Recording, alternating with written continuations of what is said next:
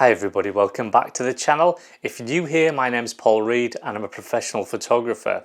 Just a quick update on the Monochrome Portraits book. All of the pre-orders have now all gone out, so everybody should receive their book within the next week or so. That's if you haven't already received it. If you didn't pre-order, then don't worry, there's still a few left. There's not that many, but there's still a few. They're all signed and numbered. This is a limited edition. There's only going to be one print run, but I'll put a link in the description for you if you want to get yours. Now let's talk about something that's closely tied with the book. A lot of you saw this coming. Yes, I've switched back to the Leica Q2 Monochrom. Those of you that didn't see this coming might be wondering why.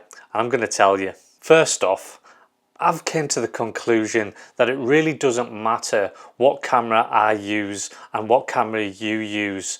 In fact, just last week I had the privilege of using two other well-known compact fixed lens cameras, and the results that I got from those cameras were also really good. I spent one day shooting on the streets with a Ricoh GR3, and the reactions of the people that I was taking photographs of, so I would take a candid photograph and normally people kind of catch me that I'm taking that photograph, but the reaction from people when I was shooting that GR3 was quite surprising really. Everybody was like full of smiles and things, so that was really interesting. But what I noticed was how sharp the lens is on that camera, and that if I was stuck with that camera alone, I could probably live with that.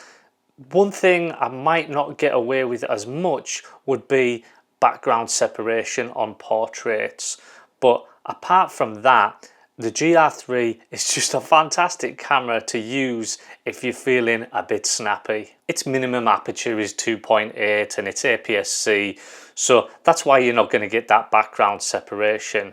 But if it really came down to it, I could definitely use that camera as my everyday camera. I took this candid portrait of this gentleman, and then just look at the smile on his face when he realized that I was taking that photograph on this tiny GR3. I used the Fuji X100V for a day. That's another great fixed lens camera. That seems to get a lot of hate now. It's become almost too popular for its own good with TikTok and influencers and people like that. That camera seems to get a lot of hate off us photographers. We're a funny bunch.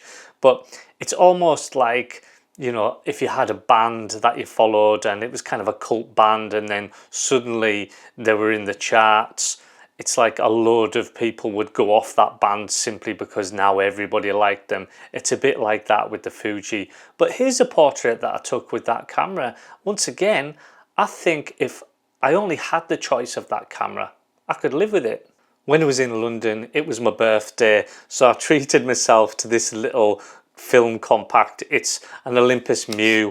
Now, I had this camera back in the 90s and I absolutely loved this camera. So I bought it for myself just as a little gift. But while I was just walking around the streets, I was putting a test roll through it to make sure it worked. And I took this portrait. It's in colour, I warn you. That was shot with Kodak Portrait 800. There's a reason why so many people love Kodak portrait film. It's because it just looks awesome.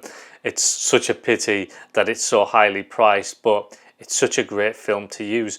But again, what this showed me is even shooting film on a little compact camera like that, if I had to have just that camera, I could definitely make do and still do portraits and still do street photography even with a little film compact. The very camera that I'm filming this video on right now, the Fuji X-H2, that's my kind of main video camera, but sometimes I use that for normal photography as well, mainly portraits.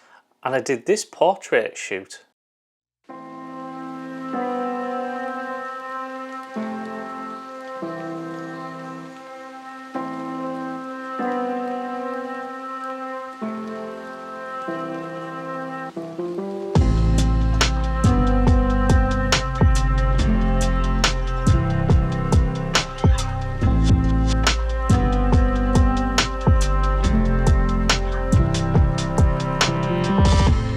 if I'm able to get those kinds of results from all of those different cameras, that it almost doesn't seem to matter what camera I use, why on earth am I so adamant that I needed to get this Leica Q2 Monochrom back? When I originally had the Leica Q2 Monochrom, the thing with it was I always felt confident using that camera. I always felt happy using that camera.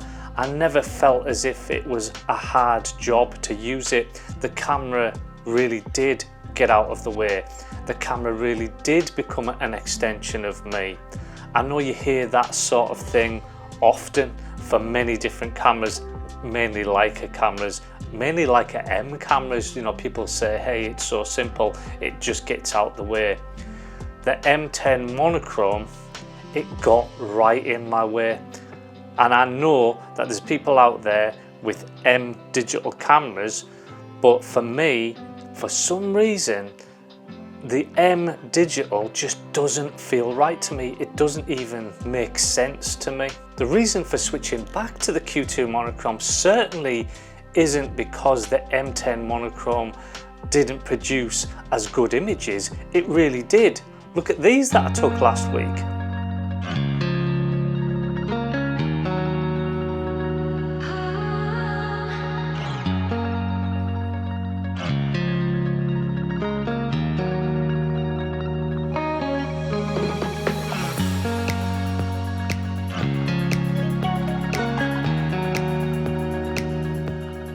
It isn't even that I dislike M mount cameras.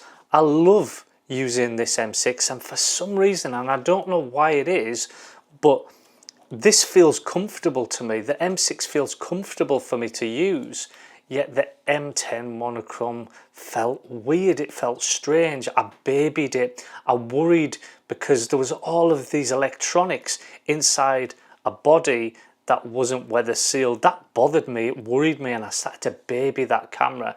And I feel like sometimes when you're worried about a camera too much, I'm like guarding it from the rain and all that sort of stuff, I think that also gets in the way. But shooting with the M6, look, here's a portrait I took last week with the M6. I've been fighting with that M10 Monochrom for the last 6 months. I was saying to myself, right, Paul, you've made your bed, you've switched to this camera, you're going to stick to it for the next 4 years. I don't know why I said 4 years, but in my head, that's what I was thinking. You're going to use this camera for at least 4 years. You're going to get really good with it. But there just came a point where I thought, why on earth am I doing this? Where it really became apparent that I shouldn't be just sticking with this M10 Monochrom just because I felt that I had to, was whenever I started to send out these monochrome portraits book. And as I'm flicking through these images and I'm thinking, I just love everything that the Q2 Monochrom did. No less or no more really than the M10 Monochrom, but I thought, why have I switched to something that feels uncomfortable, where all my confidence just isn't there when I'm using it, when I've got all of the confidence using the Q2 Monochrom? How I came to get the Q2 Monochrom is almost a crazy thing in itself. I met a gentleman in Edinburgh, a photographer, and we sat down and we had a few drinks. He happened to own a Leica Q2 Monochrom, and of course I still own the M10 Monochrom. We basically swapped cameras. The minute I had this camera back in my hands again, it felt right. I felt such a relief. All of the stress just seemed to melt away as I held this camera again. It just feels right to me. I gave him one of my books and we went our separate ways, but of course we will keep in touch. He's a great guy. I even just quickly took his portrait while we were in that pub. The thing is, what I've realized is cameras aren't a one size fits all. I had romanticized for such a long time about getting that Leica M10 Monochrom. I romanticized being able to use a 50mm lens on an M mount digital camera, or a 35, but now all I'm going to do is I'll use my M6 and I'll use the 35 or a 50 on that, or I'll adapt it to something else. It doesn't matter, as long as I've got this as my carry everywhere, my everyday carry camera.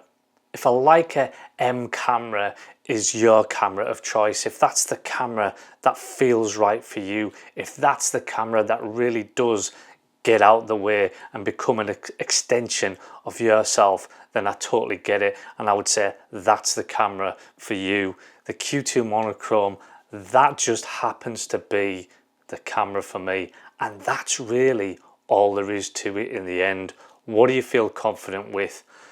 What makes you happy? Thanks so much for watching, everybody, and thanks for following me on this journey. I know there was a lot of angry people whenever I originally switched from the Q2 Monochrom to the M10 Monochrom. I hope that I don't get equally another amount of people that are angry with me because I've switched back again. That would be pretty crazy, but hey, it's a crazy world we live in. Don't forget to like, subscribe, all of that jazz. I'll see you next time.